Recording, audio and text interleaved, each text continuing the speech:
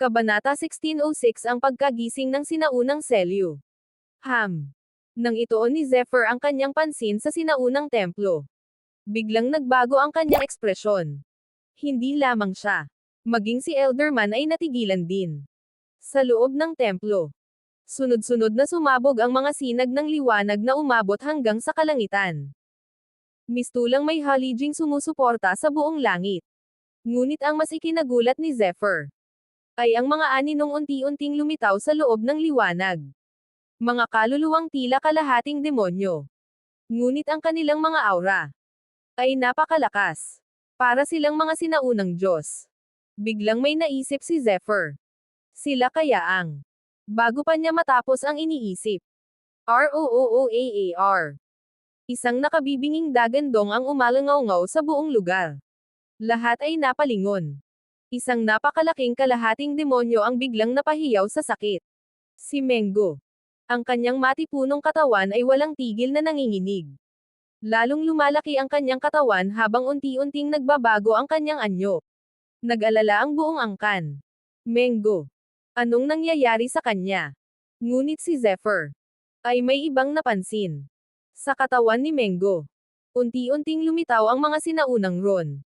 Halos hindi ito makita ng ordinaryong tao. Ngunit hindi iyon nakaligtas sa matalas na paningin ni Zephyr. Biglang bumilis ang tibok ng kanyang puso. Posible kaya? Agad niyang pinakawalan ang kanyang espiritual na enerhiya upang siyasatin ang mga ron. Boom! Sa mismong sandaling dumaikit ang kanyang kapangyarihan. Isang nakakatakot na puwersa ang sumalubong sa kanya. Kasabay nito. Isang mabangis na ungol ng tigre ang umalangaw-ngaw sa kanyang isipan. ROOOAAR. Nanlaki ang mga mata ni Zephyr. Sa wakas. Nakumpirma niya ang kanyang hinala. Kung hindi dahil sa selyong ito. Napakalaki sana ng tunay niyang potensyal. Sa isang kisap mata. Gumalaw si Zephyr. Isang banayad na puwersa ang agad na nagpahimbing kay Mengo upang hindi na ito magdusa. Nalito ang lahat. Tagapangalaga. Ngunit seryosong tumingin si Zephyr kay Elderman. Papasok ako sa templo. Ikaw ang baalang magbantay sa lahat. Pagkasabi nito. Unti-unti siyang naglakad papasok sa sinaunang templo. Habang papalapit siya. Lalo ring lumalakas ang mahiwagang aura sa loob. Para bang may isang nilalang na matagal nang naghihintay sa kanyang pagdating. Ano ba talaga ang mga sinaunang ron sa katawan ni Mengo? Sino ang mga mahiwagang aninong lumitaw sa kalangitan? At ano ang naghihintay kay Zephyr sa kailaliman ng sinaunang templo? Abangan ang susunod na kabanata. Kabanata 1607, ang sinaunang spirit accumulation ron. Huwag kang mag-alala. Ngumiti si Elderman, na para bang may kutob na siya sa mangyayari. Swoosh! Sa isang kisap mata, pumasok si Zephyr sa loob ng templo. Mula sa labas ay tila hindi naman ito kalakihan. Ngunit pagpasok niya, parang ibang mundo ang bumungad sa kanya. Napakalawak ng buong espasyo. Kahit gamitin pa niya ang kanyang spirit energy, wala pa rin siyang maramdamang hangganan. Mas lalo pa siyang nagtaka nang mapansing ang kanyang tinatapakan ay hindi ordinaryong lupa, kundi isang misteryosong espasyo. Itong lugar. Habang nagmamasid si Zephyr, unti-unting lumitaw ang Cursed Devil King. Bagamat nagkaroon na ito ng sariling soul body, nananatili pa rin itong nakagapos sa soul seal ni Zephyr at wala itong kakayahang magtaksil. Ngunit sa sandaling masilayan nito ang paligid. Hindi nito naitago ang takot sa mukha. Dahil nilamon mo ang soul body na iyon. Nakuha mo rin ba ang mga alaala nito? Tanong ni Zephyr. Tama ang hinala mo, sagot ng Cursed Devil King. Pero magulo ang mga alaalang nakuha ko. Ang tanging malinaw ay lumamon. At pagkatapos ay matulog. Wala akong nakitang anumang mahalagang impormasyon. Bahagyang tumanggo si Zephyr. Boom! Biglang nanginag ang buong espasyo. Hindi mabilang na sinag ng liwanag ang nagsimulang magsanib. Unti-unti silang bumuo ng isang sinaunang star formation. Misteryoso.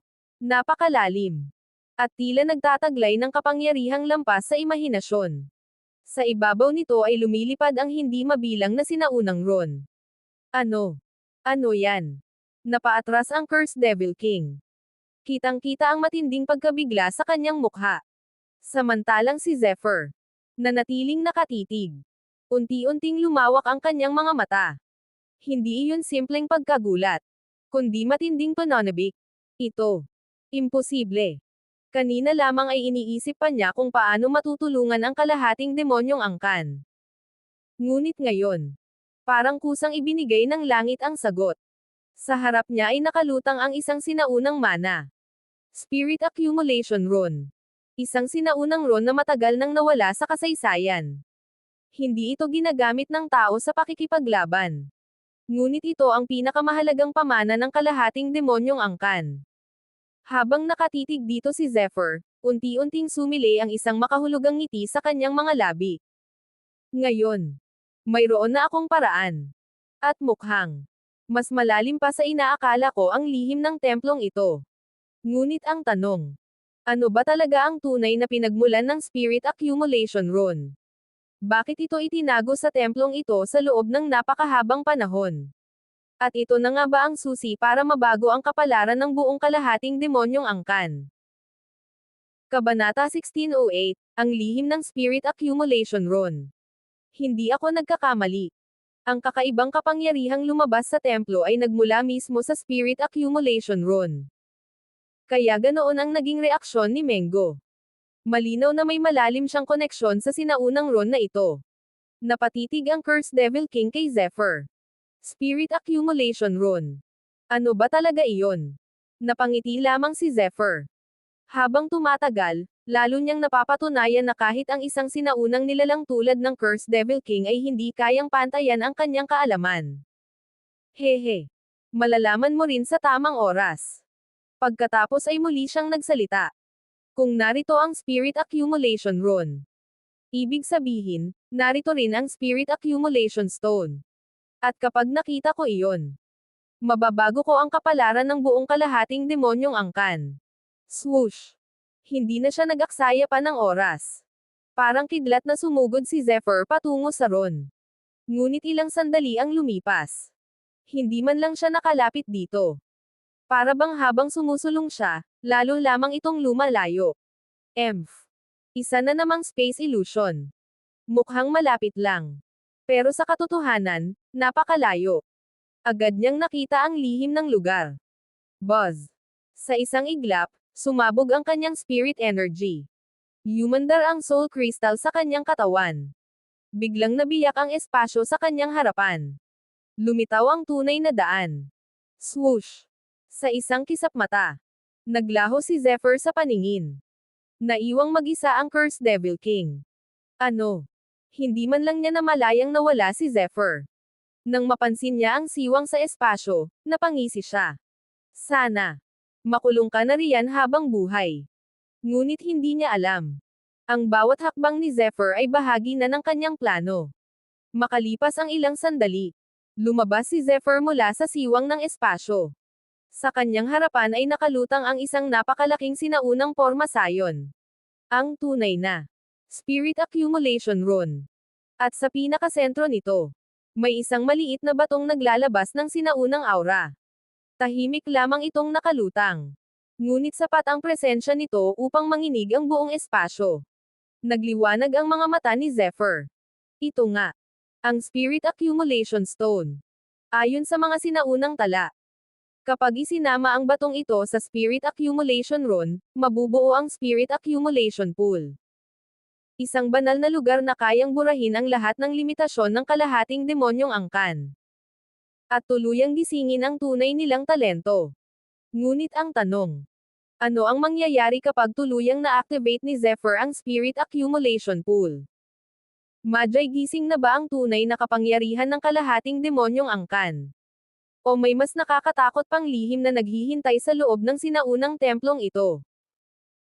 Kabanata 1609, ang misteryosong Half Moon Rune. Hindi ko pa alam kung bakit tinatakan ang kalahating demonyong angkan. Pero isang bagay ang sigurado. Kapag nabuo ang Spirit Accumulation Rune bilang Spirit Accumulation Pool, malaki ang posibilidad na tuluyan nitong mabura ang mga selyong gumagapos sa kanilang lahi. Nakatitig si Zephyr sa sinaunang batong nakalutang sa gitna ng porma sayon. Naglalabas ito ng mapulang liwanag at nag-uumapo sa sinaunang aura. Sa kabila ng paglipas ng napakaraming taon, hindi man lang hamina ang kapangyarihan nito. Sa halip, mas lalo pa itong lumakas. Dapat ito ang Half-Demon Divine Stone. Mahinang bulong ni Zephyr. Ngayon, kailangan ko lamang mailabas dito ang Spirit Accumulation Rune. Ngunit hindi iyon magiging madali. Ang Spirit Accumulation Rune ay hindi isang ordinaryong porma sayon. Isa itong sinaunang mana na binuo mula sa asensya, enerhiya, at hindi mabilang na batas ng kalikasan. Isa itong tunay na umiiral na bagay. At hindi ito basta-bastang maaaring kunin. Buzz. Habang nag-iisip si Zephyr, biglang may kakaibang pagbabago sa pagitan ng kanyang mga kilay. Sa harap ng kanyang mga mata, isang half-moon rune ang kusang lumitaw. Ano? Hindi maitago ni Zephyr ang kanyang pagkabigla. Mula pa noon ay nasa kanyang katawan na ang misteryosong rune na ito. Ngunit kahit hanggang ngayon, hindi pa rin niya alam ang tunay nitong pinagmulan. Ngunit sa mismong sandaling lumitaw ito, biglang nanginig ang buong Spirit Accumulation Rune. Parang nakatagpo ito ng tunay nitong Panginoon. Sa harap ng nagulat na si Zephyr, ang napakalaking rune ay kusang lumipad patungo sa half-moon rune. Ting! Isang malinaw na tunog ang umalangaw-ngaw sa loob ng spirit realm ni Zephyr. Unti-unting nagsimulang magsanib ang Spirit Accumulation Rune sa half-moon rune. Kasabay nito, isang maliit na bahagi ng sirang half-moon rune ang muling nabuo. Bagamat napakaliit lamang ng pagbabagong iyon, malinaw na naramdaman ni Zephyr na may nagbago sa pinakaugat ng kanyang pagkatao. Para bang mas naging malapit siya sa mismong batas ng langit at lupa. Ano ba talaga ang half-moon rune na ito? Hindi niya maiwasang mapaisip. Ngunit bago pa niya mahanap ang sagot, rumble! Biglang yumanig ang buong templo. Isa-isang nabasag ang espasyo. Mabilis na kumalat ang napakalalaking bitek sa lahat ng direksyon. Para bang may isang sinaunang kapangyarihang matagal nang natutulog ang tuluyan ng nagising. Ngunit ang tanong, ano ang tunay na lihim ng half-moon rune na nasa katawan ni Zephyr? Bakit kusang sumuko rito ang sinaunang Spirit Accumulation Rune? At ano ang Magi gising matapos magsimulang gumuho ang misteryosong templong ito? Kabanata 1610, ang pagguho ng sinaunang templo. Halatang halata na. Ang espasyong kinaroroonan nila ay mabilis nang gumuho. Hindi magtatagal. Tuluyan na itong maglalaho. Swoosh! Hindi na nag-atubili si Zephyr. Agad niyang kinuha ang Half-Demon Divine Stone at mabilis na lumikas. Alam niyang sa tulong ng banal na batong ito, mabubuo niya ang Spirit Accumulation Pool, ang susi upang mabasag ang selyong gumagapos sa buong kalahating demonyong angkan. Buzz! Nang muli siyang lumitaw sa tabi ng Cursed Devil King, tulala pa rin ito. Tara na! Malamig na utos ni Zephyr. Alam na alam niya ang iniisip ng Cursed Devil King. Hindi talaga ito kailanman sumuko. Umaasa lamang itong mamatay si Zephyr upang tuluyan nitong mabawi ang kalayaan. Oo. Napabuntong hininga na lamang ang Cursed Devil King. Nabigo na naman ang lihim nitong balak. Boom! Sa isang kisap mata, lumabas sila sa panloob na mundo ng templo. Sa labas, matagal nang naghihintay si Elderman. Pagkakita kay Zephyr, agad na sumili ang tuwa sa kanyang mukha. Ngunit mabilis ding napalitan iyon ng pagkabigla. Sa harap nila, 12 kalahating demonyo ang nakahandusay sa lupa. Kasama rito si Manyo. Mula sa kanilang mga katawan ay lumalabas ang mahiwagang liwanag ng sinaunang mga ron. Umatras kayong lahat. Malapit nang gumuho ang templong ito. Malakas na sigaw ni Zephyr. Ano? Guguho na ang templo. Natigilan si Elderman. Sa loob ng hindi mabilang na taon. Hindi kailanman nasira ang banal na templong iyon. Ngunit ngayon, maglalaho na ito. Hindi na siya nakagalaw sa sobrang pagkabigla. Bang! Walang pag-aalinlangang sinipa ni Zephyr ang matanda upang mahimasmasan. Kasabay nito, mabilis niyang inilabas ang kanyang true energy at binalot ang buong kalahating demonyong angkan ng isang makapangyarihang protection. Rumble! Biglang gumuho ang buong espasyo. Nagkawatak-watak ang templo. Isa-isang bumagsak ang lahat. Ngunit sa gitna ng napakalakas na pagsabog, may isang kamangha-manghang tanawin ang lumitaw. Hindi mabilang na sinaunang multo ang unti-unting umangat sa himpapawid. Lahat sila ay anyong kalahating demonyo. Ngunit wala ni isa ang nagpapakita ng puot. Sa halip, lahat sila ay nakangiti. Punong-puno ng kapayapaan at pag-asa ang kanilang mga mata. Parang matagal na nilang hinihintay ang sandaling ito. Unti-unti silang naglaho kasabay ng hangin. Napatulala ang Cursed Devil King. Imposible. Paano nagkaroon ng napakaraming makapangyarihang nilalang ang kalahating demonyong angkan gayong hindi naman sila nakakapag-cultivate? Bahagyang ngumiti si Zephyr. Huwag mong maliitin ang kalahating demonyong angkan. Unti-unting naging seryoso ang kanyang mukha. Sa kanyang hinala, ang mga espiritong iyon ay mga sinaunang bayani ng kalahating demonyong angkan.